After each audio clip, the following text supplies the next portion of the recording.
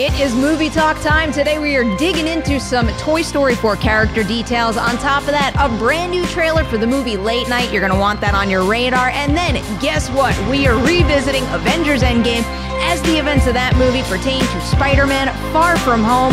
We are digging into it all today with Haleigh Foutch.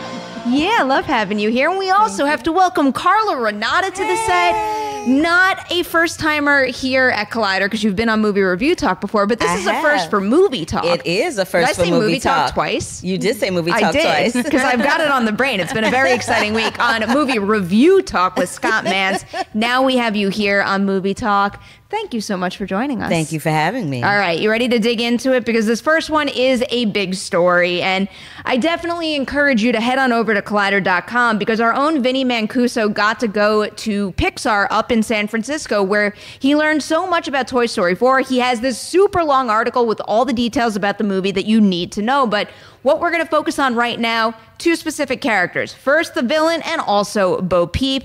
Just to give you a little information from his article here. So, with Bo Peep, the film opens up with a prologue set between Toy Story and Toy Story 2, with the toys rescuing RC Car, who was left outside in a flood. After that rescue, a friend of the Davises comes to collect Andy's sister's sheep nightlight, and with it, Bo Peep as well. This explains why the character has been absent for so long in the Toy Story storyline. Since we last saw her, she's become a lost toy, a plaything without an actual kid or a place to call home. A few reference points for this character so you can start to picture what they're planning on with her. Daisy Ridley's Rey from Star Wars. We have Gina Davis in A League of Their Own. They even mention Uma Thurman in the Kill Bill movies as well.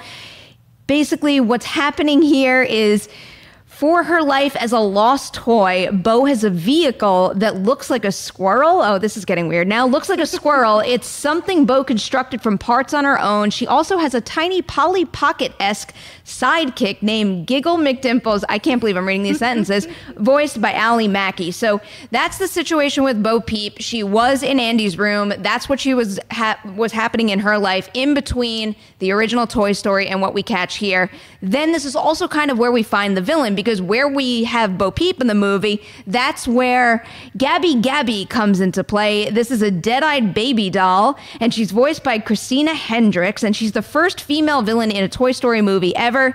Gabby Gabby also has henchmen in the form of a few ventriloquist dummies. Apparently, Gabby Gabby at a point seems totally harmless, but then the audience comes to realize that she actually wants Woody's voice box because hers is broken. She's not super thrilled about being a lost toy, and if she's going to get adopted by a new family, she needs a working voice box. I think I got that. Yeah. All of that. Isn't that a lot? I mean, I love how we're isolating it right now to two characters, and I feel like I just got a mouthful of character names and story details. Well, I was at that junket as well at Pixar, and they talked a lot about a lot of things, about a lot of characters. So the fact that you're focusing on two things is a really good thing, because there was a lot of information being thrown at you at one time. But I did want to just piggyback on what you said about Gabby Gabby being the first female villain in the Toy Story franchise. Gabby Gabby is scary. She's scary. She is scary as hell. You're saying that to the right people right now. I know, because you know I'm not your girl for the horror thing. But I was like, okay, is Toy Story turning into like a little bit of a little horror flick? I don't know what's happening. But what I did appreciate about being there is that they went into very super specific details about how they went about drafting and creating these characters in this incarnation, as opposed to where they started in Toy Story 1. Oh, they had a different approach? Well, yeah, because in Toy Story 1, to create the characters for the film, they basically would take pictures of clay molds, and now it's all digitally done by rigging. And that's a really different type of process, which I was fascinated by that. I'm like, I have a follow-up question about Gabby Gabby. When you say it has like a horror quality to it, like what exactly does she do? Is it in the voice? Is it in the way she moves? It's everything. Because it's in the way she moves. It's in the way she looks. It's in the way she talks. It's the way she communicates.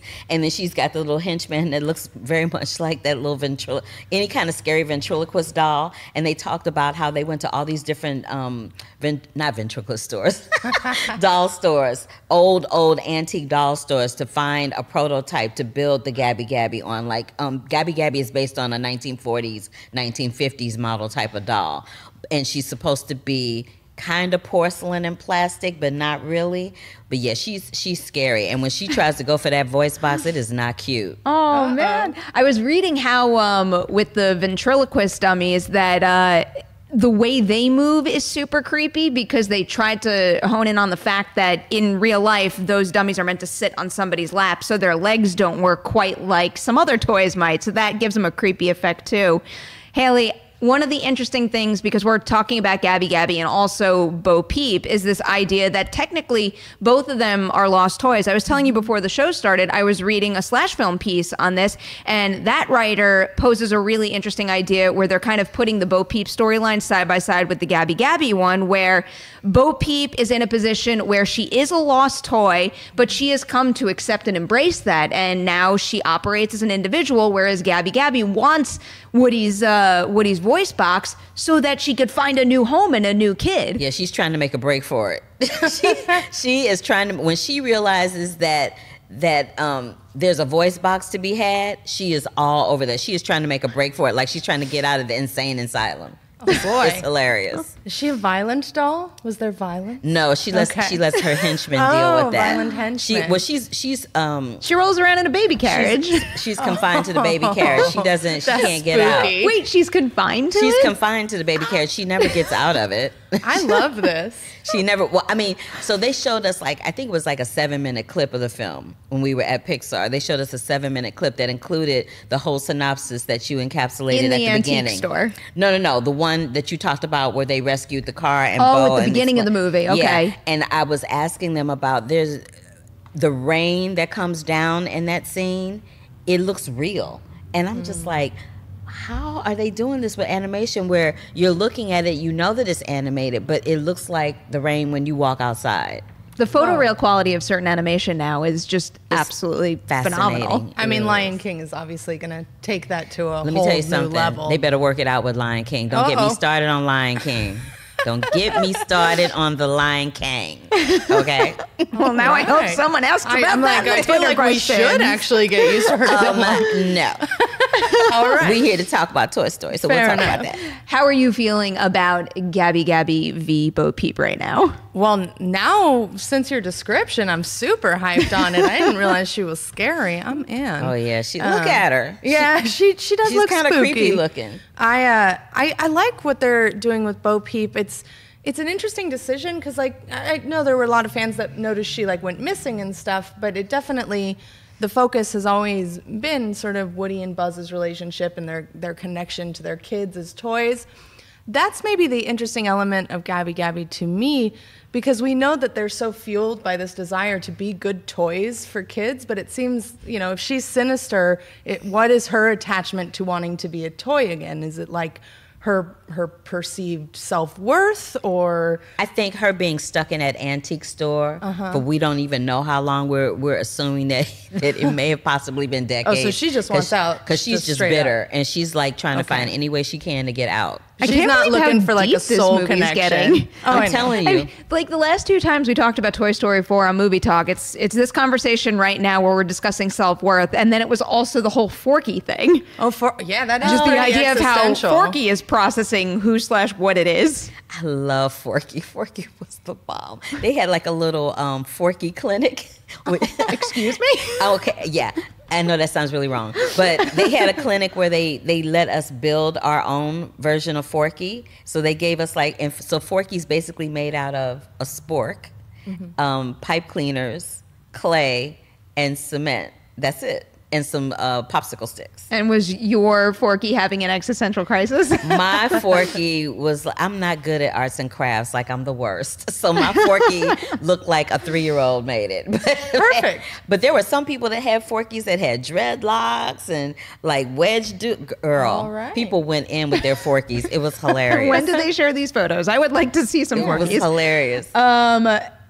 I can't believe how excited I am for this movie all of a sudden, because I was super nervous for a while because, they stick the landing with a trilogy. You don't want them to run the risk of dragging this franchise out too much and maybe, taking away from the value and the meaning behind it. But to hear some of the story arcs, the individual character story arcs that they're putting into this, I can't believe how deep they're going. You're going to love it. And Bo Peep, they totally re-envisioned her, but tried to stay true to the original, because in the original, you know, she had like the little Bo Peep dress and everything, and now they've tried to make her a little more athletic. But the issue that they were running into with making her athletic is they didn't want her to appear too masculine, which I'm like, why is it when we talk about women being athletic, is that conversation? That just annoyed me until no end. But I'm just like, can she just like be athletic? Why she got to be like a man because she want to be athletic? Well, I think I had read in one piece, wasn't there one model of Bo Peep where she lost her arm and she had like a muscle toy arm? Yeah, she had a muscle toy arm, and then they showed another version of her where her clothes were all torn and tattered because now she is a lost toy, because the timeline with toys with children, especially when they're young, is very finite. So once that child has started to grow or outgrown that toy, then you're out of there. Right? So they had this version of her where her stuff was all torn and tattered, and she was out in the wild pulling stuff together, putting patches on her. They had one version of her where she was looking like the We Can Do It chick with the scarf tied up, which is why she has a little scarf tied up around her head. They had all different versions of her that they showed. It was awesome. I think she should have got a robot arm. That's my 2 cents on this I new feel design. like that might have been in one of the write-ups too, where like the arm had a mind of its own or something. Really? Yeah, they didn't tell us that, but I did. just like robot arms on any That's character. hilarious. Specifically But they did show lots of renderings of her, and it was really quite endearing to see how they went from taking her from, you know, a normal Bo Peep-esque type of doll to more of an action figure type of, like they talked really intently about the porcelain cracks in her hair and the hair glazing. They called it crazing. It's ceramic glazing, so they call it crazing. And they said if you zoom in really tight, you can see all the little cracks and nicks and picks like you would in a real porcelain doll. They did all this research in porcelain shop. Like the amount of research that these animators and these people at Pixar and DreamWorks and Disney and all these other studios that do animated features, the amount of research that they put into it is phenomenal. When you said the crazing, it reminded me of when I got to visit Pixar for Inside Out, and for whatever reason, it was the term that they coined for the way that joy glows, the effervescence. Like that has always stuck with me, that whenever I see that kind of lighting done when I'm watching that movie, I just immediately think about what the lighting, like what the lighting and what the lighting department had to do to make something like that happen. Pixar is incredible.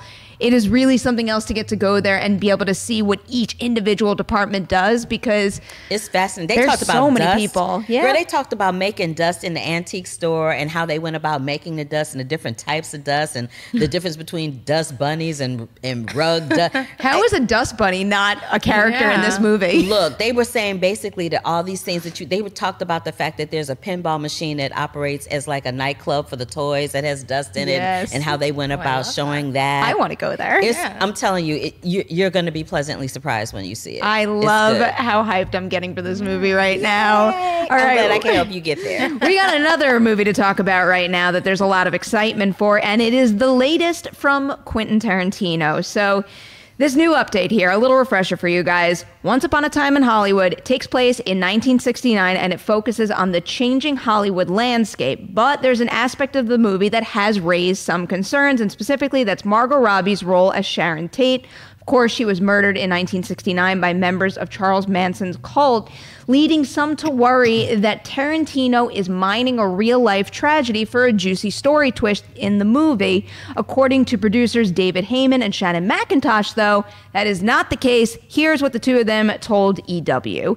She represents an innocence and an innocence lost in some way, and that innocence is very much that sweetness, that goodness, that delight with the movies, with her life, is something that we experience. Tarantino and Robbie also wound up getting the blessing of Tate's sister, Deborah Tate, and Heyman said that at the heart of this story, it's all about the loss of innocence through the lens of three very different kinds of people. Here is how he described it.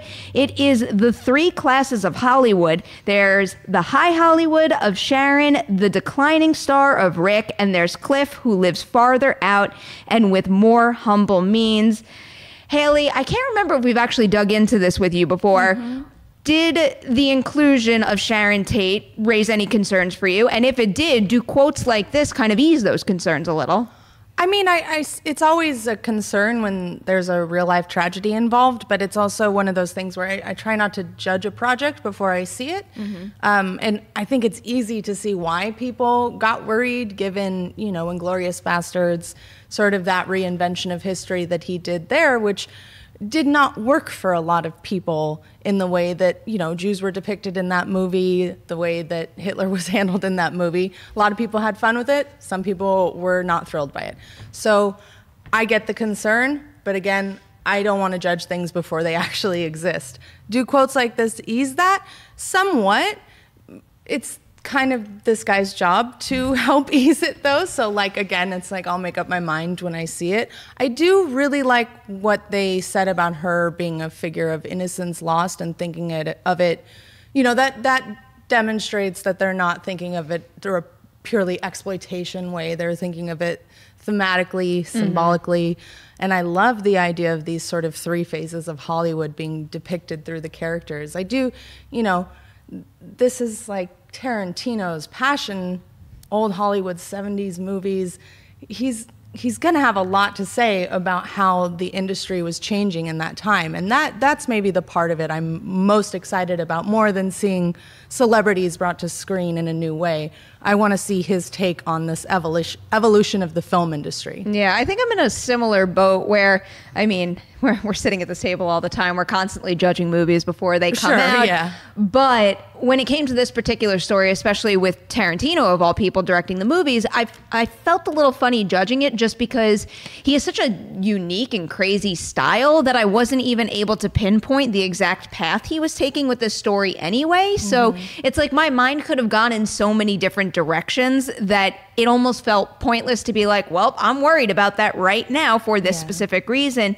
Hearing this approach, it does give me a little hope. And another quote that I really liked that they said is just about how personal it is to Tarantino as well. They had said, Rick and Cliff are going to have to reinvent themselves, and the extent to which they are able to will determine their futures. What I love about this, it's just so singularly told because it's Quentin Tarantino turning his eye on his hometown. Nobody else could have made this film. This is Quentin's most personal film. This is his memories of growing up in Los Angeles and being a fan of Hollywood. When they say nobody can make this film but him, I'm there's a lot of very talented people out there. But at the same time, it's we are getting his view of all of this. And he has obviously had so much experience in this industry. And if I could feel that running through the veins of this movie, that is going to make it a movie that nobody else could have directed the same exact way. Well, honey, call me Judge Judy because oh, wow. What can I say? Okay. First of all, let's address the Sharon Tate situation. I was concerned about Sharon Tate because, as we know, Charles Manson just passed away. So there's a lot more focus on these women that were involved in that storyline at the time. The women that were in his cult, Sharon Tate, because she was killed. There's a whole lot of focus on Charles Manson, much more so now in the last couple of years than there had been in the 20 years or so that he had been in prison. I think it's also the 50th anniversary of the crimes coming up, so it's a perfect storm. Yeah, so there's a whole bunch of attention coming on it in that respect. So when you read the quote about him having the blessing of the Tate family, that kind of, it didn't ease my mind, because sometimes when people give blessings, you're not really sure why they're giving the blessing, because she seems to be, whenever they've shown the sister in the news, every time Charles Manson would be up for parole, she seemed visibly shaken and upset at the fact that this person was going to be released. So I would think that having a movie like that in perpetuity would be a little disturbing if you were that upset about this person being released. Now she don't have to worry about it because he's no longer with us. So there's that. So I'm conflicted on how I feel about that. In terms of the actual story itself, you're right. There are a whole bunch of other filmmakers that could do this other than Quentin Tarantino, but this is from his point of view. And like you said, Haleigh, he 70s and old school Hollywood is his jam. So it'll be interesting to see what he comes up with. But what I really don't like about Quentin Tarantino is the blood gore situation with his films, because it's just way too much all the time, every single film. Like, I just cannot. Like, I think the only film of his that I actually could hang with was Pulp Fiction. Like, that's the only one I can hang with. I feel like if you had to pick just one, I'm okay with that. It's a good one. That's the only one I can hang with. But yeah, I'm very conflicted about this, because And I get why they would say the innocence, because Sharon Tate did represent a different type of Hollywood starlet during that time. Like it's the late 60s, so we're coming out of that 40s and 50s era of Hollywood where everyone looked a certain way on film, and she was like the last of that breed. I remember her vividly being in that movie Valley of the Dolls, that cult classic favorite. I love that movie. It's so campy and so crazy and corny, but I love that movie so much, especially because of Susan Hayward, but I digress. But she does represent a certain type of Hollywood starlet. So, it'll be interesting to see how it all comes to fruition. I'm down for it, but yeah, I did have concerns. It seems like they're taking concerns into concern, but like they originally had it slated on the anniversary date of the crime. That's tacky. And that's exactly what her sister said. She said it's tacky and exploitative. And then they had a meeting with her. They changed it. That's when they showed her the script. So like they are working to not be aggressively insulting. It seems. At least they contacted her, unlike another feature that we know where the family was not contacted. So, I'll give anybody props if you're actually going to make an effort to reach out and contact the people, and then they have the choice to say whether or not they want to be bothered. But at least contact them, because at the end of the day, this isn't just a character in a movie. This is a person that lived and breathed and had a life that was tragically cut short. So, and that still has family that's here, that still feels some kind of way about that incident. So, well, we're going to cover this one all the way up to release. And given the fact that it's so close now, this campaign, maybe more quotes, they will likely be pouring in real soon. And we're going to cover them right here on Movie Talk. Before we move on to story number 3, I need to remind you guys that we take your live Twitter questions at the end of the show. If you want to ask Carla about her feelings about Lion King, use the hashtag Collider Movie Talk. Why are you throwing me under the bus? I'm so curious now. All right, story number 3. This is an exciting one. A brand new trailer for the movie Late Night. This one comes from Amazon Studios and focuses on Emma Thompson, who's playing a character named Catherine Newberry. She's the only woman to ever have a long-running program on late night TV, but she keeps her writer's room all male. And then eventually her ratings plummet, and she's also accused of being a woman who hates women. So she impulsively hires Mindy Kaling's character, Molly, who is actually a chemical plant efficiency expert. I saw this movie at Sundance. I completely fell in love with it. I sat there during this trailer with like a big stupid grin on my face, just seeing these characters and their chemistry back on screen, even with that writer's room too. It's like that group of guys, that ensemble, they were spot on. So just being reunited with the tone and the style, the comedy, the vibe of this movie in a teeny tiny trailer just got me all hyped all over again to see it. So I freaking love it. How are you guys feeling about Late Night? Are you pumped to see it when it comes out? I'll go. Okay. I am excited to see it because I love Emma Thompson. I am cuckoo for Cocoa Puffs crazy in love with Mindy Kaling. I love the fact that this is a film that's featuring 2 women, that it's a comedy. Most of the films that we get, you guys know, throughout the year are really heavy-handed. They're very dramatic or period-driven, or it's like, oh, you come out and you're crying. Like, it's all of that.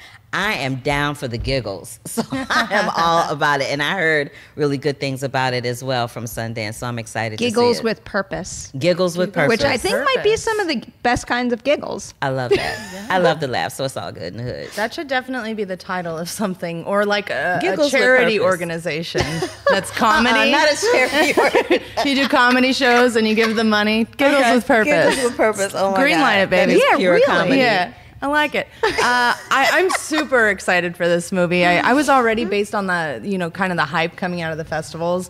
And like you said, I love these actresses. But the trailer just totally, it's so charming. It is witty and has a lot of heart. I like everything about it. And between this and Men in Black, I'm ready for the return of Emma Thompson to the #1 spot in my heart this summer.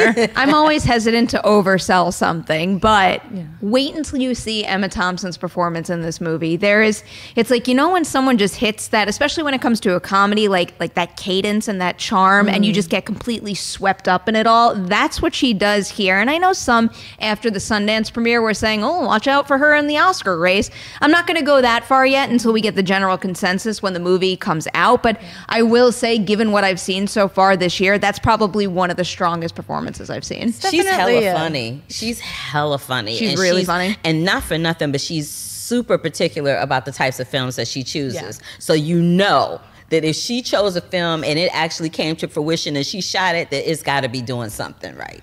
It's a tall hill to climb, though, for a comedy to go after a Best Actress. That's like very tough to pull off. But there's always that one time. You know, it can There's always happen. that one time. I'm just really burnt still from my Toni Collette. Like, it could happen for horror, and then it didn't. So slowly, we're chipping away. I'll still mildly optimistic about this. I'll start keeping my fingers crossed. Oscar nominations can happen for women in comedy. It happened for Melissa McCarthy with Bridesmaids. Yeah, that was and crazy. That was good point. Huge. Yeah. You know, so it does happen. It just happens a little far and infrequently than all of us would like. I'm pretty sure I could speak for us when I say that. Yes. Cosign. We're going to keep an eye on this one, the response to it, and fingers crossed, maybe, who knows, if everybody likes it, Oscars in their future. All right, one more story to hit today, and it's a big one. And guess what? It's time to cue that spoiler alert, because this next story here does involve Avengers Endgame spoilers. So if you have not seen the movie, check it out, revisit this conversation later. All right, let's jump into it. We have some quotes from the Russo brothers. During a recent Q&A, Joe Russo specifically reconfirmed that Spider-Man Far From Home is going to take place after Avengers Endgame. This is a lengthy quote. Bear with me. Yes, those people whom this is also transcribed from an other source, and I think it was transcribed by someone from a different country, so I might stutter my way through this, but again, bear with me. Yes, those people who were lucky to survive the snap are 5 years older than the people who just got back. The reason Spider-Man saw his friend again in high school at the end was simply because his friends were unfortunately also dusted like Spider-Man was. Of course, there are people in his grade who didn't die, and they are probably already in college by now. To those dusted people, they had no conscience in these past 5 years. They didn't know what happened. It's as if they just woke up from a long sleep. The only one who was aware of how many years has passed was Doctor Strange, because he had already seen that when he was time meditating on Titan. Parker's reunion with Ned was a touching moment. There are also people who indeed moved on, but suddenly was reunited with their lost ones. Yeah, it's kind of a complicated world now. I am really intrigued and excited to see what they do with Spider-Man Far From Home, given the fact that it's the first MCU movie after this major epic we got in Endgame. And I actually read the scene with Ned entirely different, and both versions of it can fly. I looked at Jacob Batalon's performance in that moment, and to me, his face read, I haven't seen my friend in 5 years, so I'm breaking down right now, which, if this quote is transcribed accurately, that's not the case. That's not what they intended. They did have the main crew dusted so that they could still, I guess, be in school for Far From Home. Is that how you guys read that scene as well, or did this surprise you like it surprised me?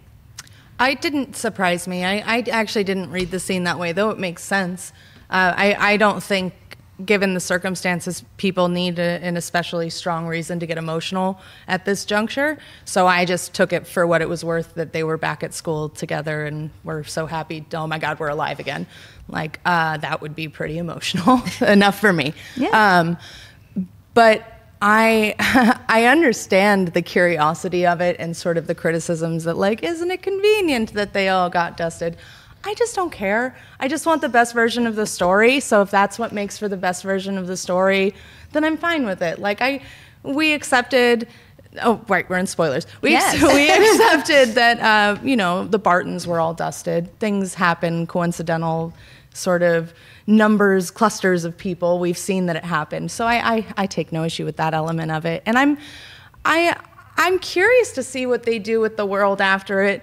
I also don't think it's going to be a very dark movie. So I'm keeping, those expectations in check relatively. I think that this is probably meant to be something more of a palate cleanser after such a dark Marvel film. Yeah, I think that's kind of what I'm betting on as well. And I've got no problem with that. I loved Spider-Man Homecoming so much. If they wind up, ticking those same boxes again as far as the feel and the vibe of it, I'm going to be very satisfied. I guess it's because it's so soon after Endgame, and I am so wrapped up in the specifics of that world and what half the population, having been gone for 5 years, has done to just the way we live life, that part of me wants them to dig into it just a little bit, or at least enough to satisfy me, not just say, well, half of us have moved on and half of us are still like operating where we were when we were dusted, if you know what I mean. I want to see the complications of daily life. I'm hoping that maybe one of the friend group like has grown up, and that is an element that would be, I think, more interesting maybe.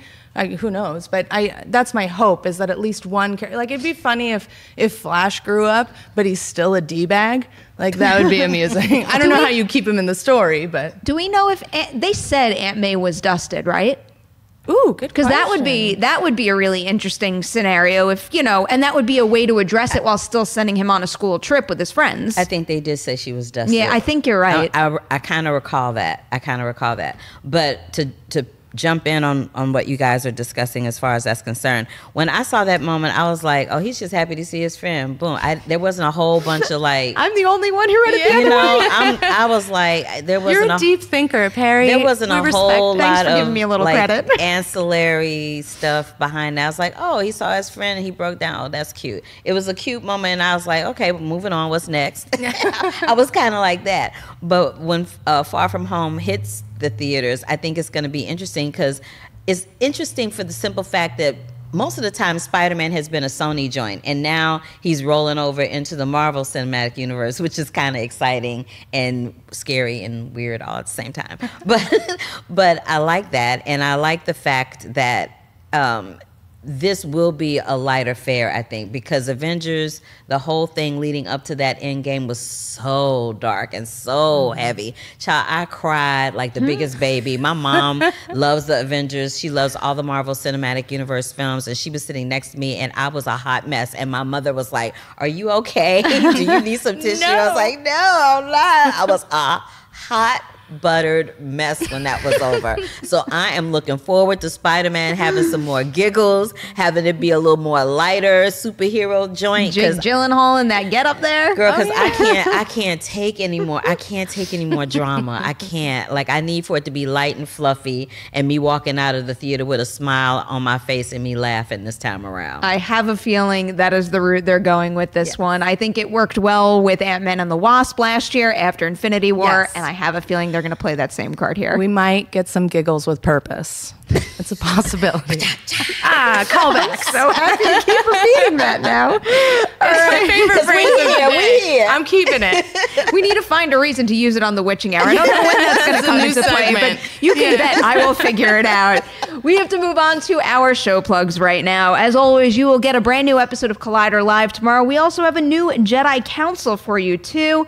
Now, I also have to tell you about a very special screening we've got coming up for Detective Pikachu. I am so excited for this movie, and if you are too and you're in the LA area, we're holding a special screening on Tuesday, May 7th.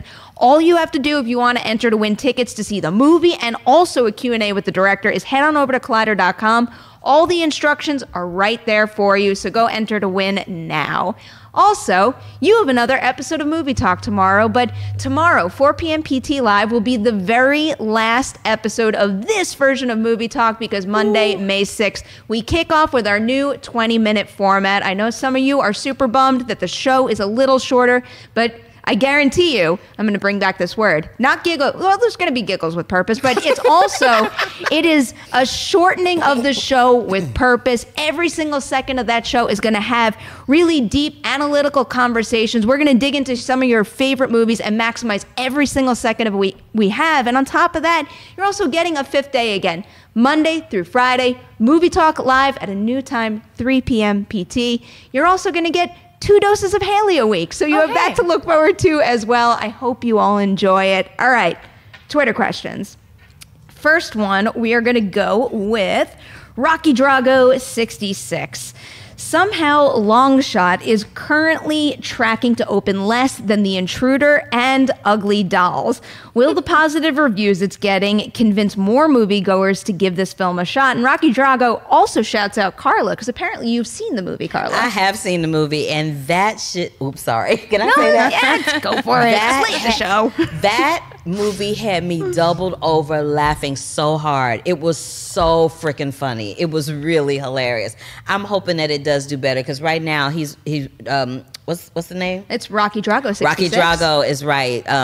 The Ugly Dolls movie is tracking a little bit better this week and Intruder than Long Shot. It's throwing me off a little. I mean, it's like if you had just laid them out and I had no data in front of me, I would bet on Long Shot. But based on everything that I'm reading, and I guess also the fact that Ugly Dolls is going to be the first studio animated, it's STX, wide release animated movie we've had in a while. The last one's being Missing Link, which severely underperformed, and Wonder Park wasn't like the biggest success. No. So I have a feeling there is an appetite for that kind of movie right now, which might wind up pushing it over the other two. But I am a little surprised, even with the positive reviews, to see Long Shot not really tracking too hot right now. I saw Ugly Dolls too, and Ugly Dolls is hilarious. It's not like any other animated film I've seen. It's more like an animated musical. Like I could totally see somebody taking this and making it into a Broadway show or throwing it in a theme park somewhere. Like it was really, really good, and the music was real. I was sitting there tapping my toes with my little peers and constituents who were under 10 years old. It was great. All right. I had a good time. Well, that looks good for Ugly Dolls, especially if it's already tracking well. I for the reasons you said, was not surprised to find that Ugly Dolls was in the lead, and also because there is some brand recognition there already. I am, on the other side, definitely surprised how low Long Shot is tracking. And I'm curious if is it not, part of me wants to think, is it not the kind of film that appeals to either star's fan base conventionally? But then I don't know, because Seth Rogen does make touching emotional films that have performed well in the past, and I guess Charlize Theron doesn't make a ton of comedy. Maybe that's throwing people off. And I think you're right. I think it is throwing back to her fan base, because she's the person that can go from Long Shot, where she's a romantic lead in a rom-com, to Tully, where she's tackling postpartum depression as a mom, to being Atomic Blonde. This is a person, or Monster, where she won the Academy Award. This is a person that has a tremendous amount of range from an acting standpoint, right? But people are so used to seeing her in dramas and action flicks, they never, ever, ever see her in comedy, and they may not just be having it. But I was there for all of it. It was funny. If someone doesn't believe in her doing comedy, go check out Young Adult, because that movie, it's a bittersweet, it's a bittersweet dark comedy. She just has a couple of lines in that every single time I see it, the part at the end when she spills the wine, it cracks me up every single time. I love that movie. That is just that's a dark, rough comedy. But y'all, she's nerdy, goofy, funny in this. It's really, I know you were what, really? Right. I'm telling you, she's killing it. You're selling it quite well. She's killing it. All right, let's see what this next one. Here's a good one for you, Haleigh, and Carla. You can obviously answer as well. Only me. This comes from the Dogman at Dogman Howls, who writes, "What under-the-radar horror movies should we be on the lookout for this year, a la Hereditary in 2018?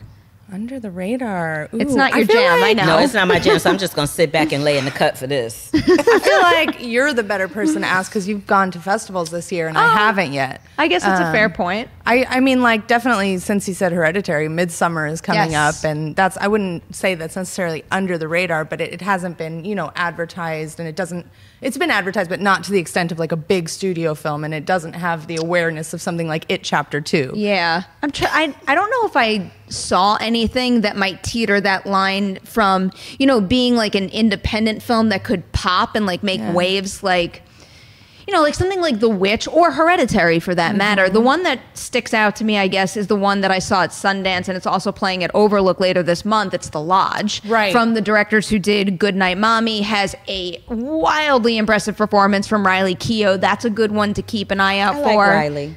She's incredible. She's lovely. There's also Little Monsters too, which is not as dark as that movie is. I actually did see that. That was crazy. Isn't it a blast? And Lupita Nyong'o. Lupita Nyong'o singing and playing the ukulele. That's all I'm saying. You will never listen to a Taylor Swift song the same way again. You really won't. I'm just saying, ukulele and Lupita Nyong'o. That's all I'm saying. As if I needed to be sold on it, but that really just pushed me to the next level. All right, let's end with one more fun one from Luis E. de la Pena, who's asking, If you could voice any Disney animated character, who would it be? Oh my goodness. I actually have voiced a Disney animated character. Really? I was Shenzi in The Lion King in the stage version. Wow. That's so cool. Good for you. I was. So I actually have done that. So, boom. But if I could be in an animated movie, Disney, hello. Hook your sister up. I'm just saying. That's like the coolest thing to have on your resume, I feel like. I was. Like, yeah, I already did that. I did. For 3 years in Los Angeles at the Pantages Theater, I was Shenzi. Yes, wow, that's ma'am. freaking awesome. What you got, Haleigh? What do I have? Gosh, a Disney character, a pre-existing Disney character. I don't know. I feel like I would be a terrible voiceover artist. No, you wouldn't. I have more faith in you than that. That's in my skill set. I feel like I would want to be in Toy Story just because of what Yeah. we were talking about earlier with how like wildly creative they're getting with all their different characters. And I feel like, I don't know, like I feel like I would wind up being like this like morphed version of a toy, like a fork, like a forky. If they if they did a new Aristocats, I'll be. You would a wanna cat. be a cat. I want to be a cat, guys. That's the bottom line. Like, I love how you picked a cat and I picked a I spork. love how you picked a film that had a cat in it. That was awesome. it's like I'm like, what has cats? That one. That was pretty good. Okay, all right. So we've got a Shenzi, we've got a cat, Any and cat I'm will gonna do. be a spork and embrace it. All Heck right, yeah. we're done today. We gotta check out now. Thank you both so much for being here, Haleigh. As always, Carla, you. can you tell all of our viewers where they can find your work on the internet? Absolutely. You can find me all over the internet on social media at The Curvy Critic, at my site, thecurvyfilmcritic.com, and on Sundays at 5 p.m. Western Time at The Curvy Critic at Black Hollywood Live. And we have a very important announcement. Our own Adam Smith was in the booth the entire show because he has seen Avengers Endgame. Woo! Yeah! You rock, man. Thank you guys so much for watching this episode of Collider Movie Talk. As always, please like and share it. Check us out on podcast form as well. We will see you tomorrow for one more regular episode, and then May 6th, kicking it off 3 p.m. PT live with a brand new movie talk.